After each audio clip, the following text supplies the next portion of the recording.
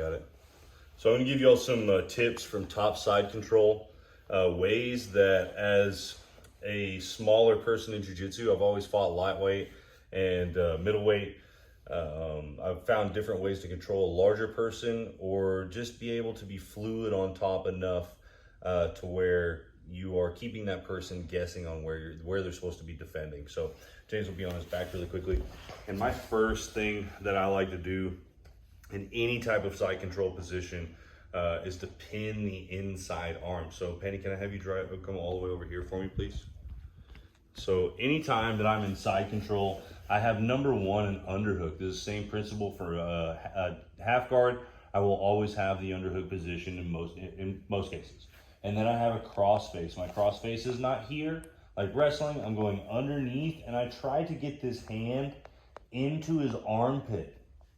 That's a key that I do. I try to put that middle finger of mine in his armpit. That's how deep I have. That way I'm pushing with my shoulder instead of on his chin, as opposed to his face, which is arguably more uncomfortable, but this is gonna get the better reactions by having my hand deep underneath.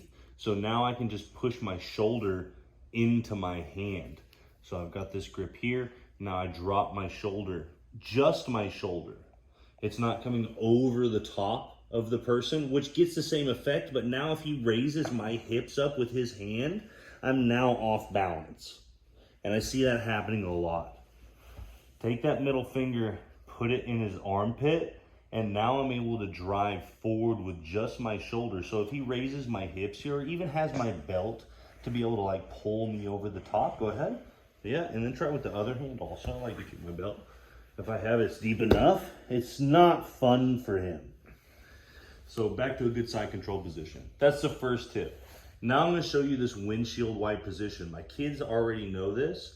So I want to be able to pin this inside hand. This is what's creating the space for the person underneath. This is how he's gonna defend most positions. It's how he gets up, is using his inside elbow. If I can steal his inside elbow, I will steal the position. I will own it forever and ever. As long as I can keep that, and the next target would be his hips. So I'm just gonna control one since I've already passed the hip line. I can easily, if I'm just a monster, break his grip and pin his hand to the floor. That's your first way to pin. Doesn't matter if you're just gonna manhandle someone and you're able to just shove their hand to the floor, great, I love it. More of that, sweet.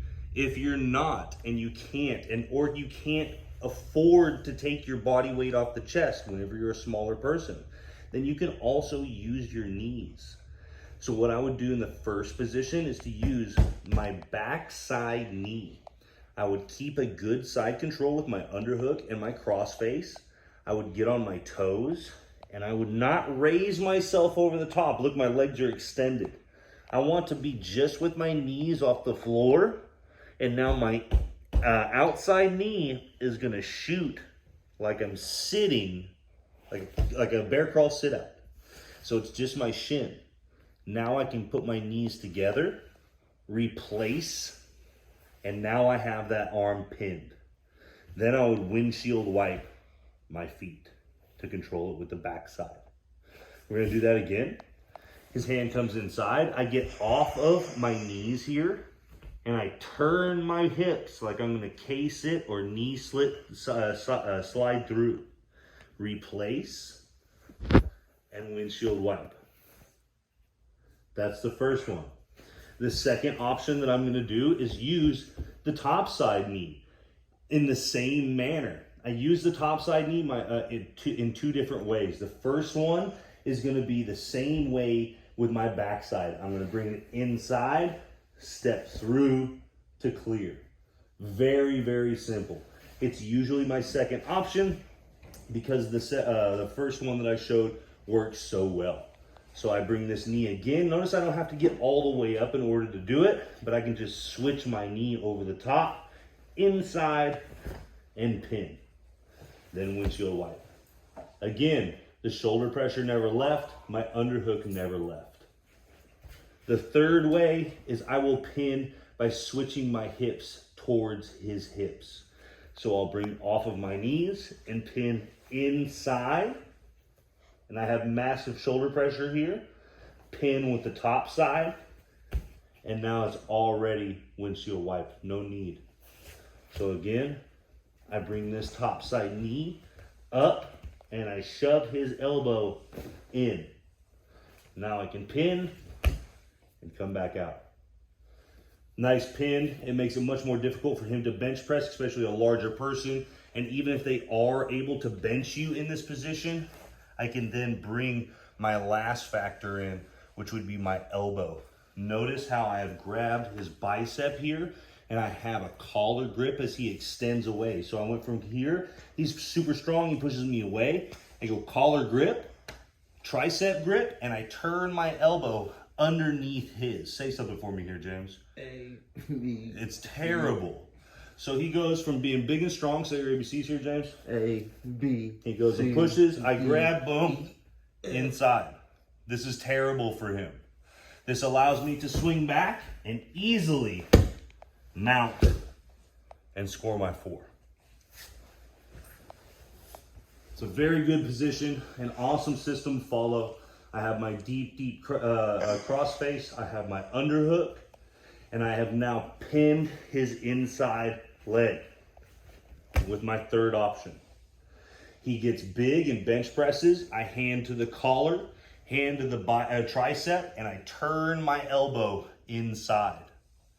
I can easily mount, which is just clearing this off by shrugging my elbow down, pinning my hand above his shoulder, windshield wiping, and sliding into a technical position. James really likes this because he sees the option to immediately take the back. Other students will like it because they see the immediate option to go to the arm bar. I like it because it puts us in an excellent position to attack, and it's a beautiful movement. So from the side control position, I have deep cross face, deep underhook. I'm going to choose my third motion, pin, off. He gets big inside with my switch grip. Here, clear by pushing his elbow and watching it go past you. Windshield wipe, pin your hand, mount to the S mount position. A couple tips. Got it.